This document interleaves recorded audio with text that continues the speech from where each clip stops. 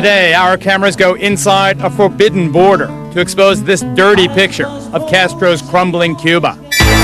The oldest profession in the world is the newest street scene in Havana, and the latest red warning for Cuban communism. There are times when I'm given goods like pants, lipsticks, things that you can't get. Now it can be told, comrades of the night. Welcome back, everybody. When Fidel Castro swept into power back in 1959, he swept Cuba's prostitutes right off the street. But times have changed, and young women are apparently once again selling their bodies in Havana. Our Krista Bradford went to Cuba and found the girls they call Las Flores de la Noche. Thanks, Geraldo. One of the oldest forms of capitalism has returned to Havana, prostitution. Not since before the revolution of 1959 have there been so many ladies of the evening so blatantly working the streets. They are always poor, usually young, and sometimes desperate. But Cuban prostitutes do not yet seem as hardened as their American counterparts. They are not drug addicts. They do not have pimps. They are Cuban women who want what they haven't got, ideally U.S. dollars. But if money itself is not available, these women are willing to trade sex for just about anything money can buy. The money I earn is very uncertain. There are times when I'm given goods like pants, lipsticks, things that you can't get. Especially the young girls involved in this. They do it because they know this is how they can get the good things in life.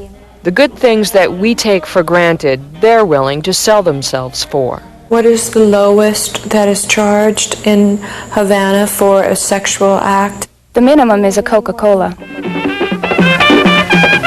Before the revolution in 1959, a corrupt dictatorship and the American mafia controlled Cuba.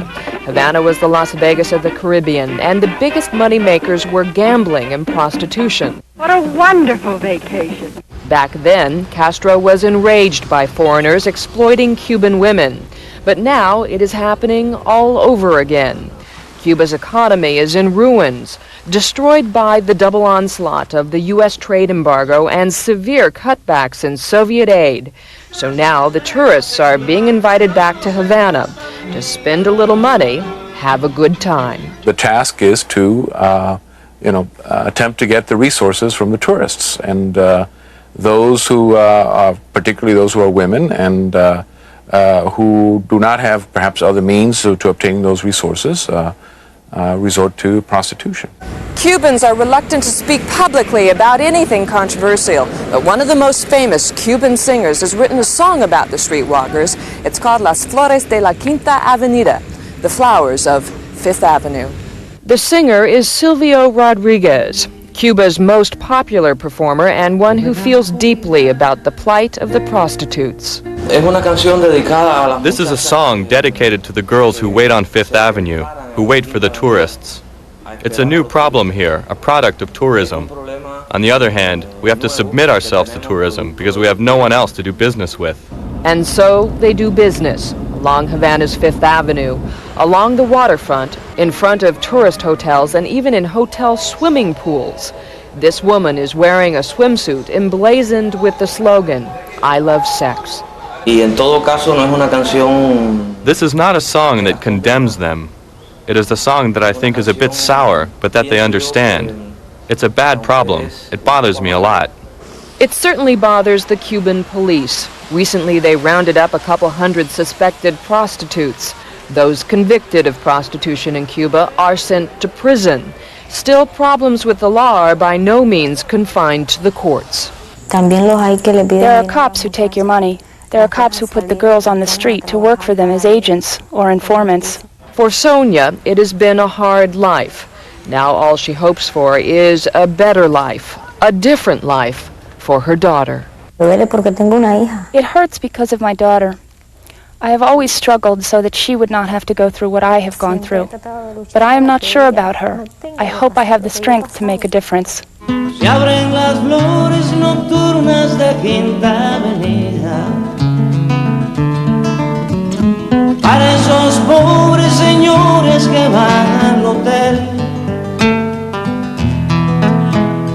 Flores que rompen en la oscuridad, flores de guiños de complicidad, flores silbando suicidios.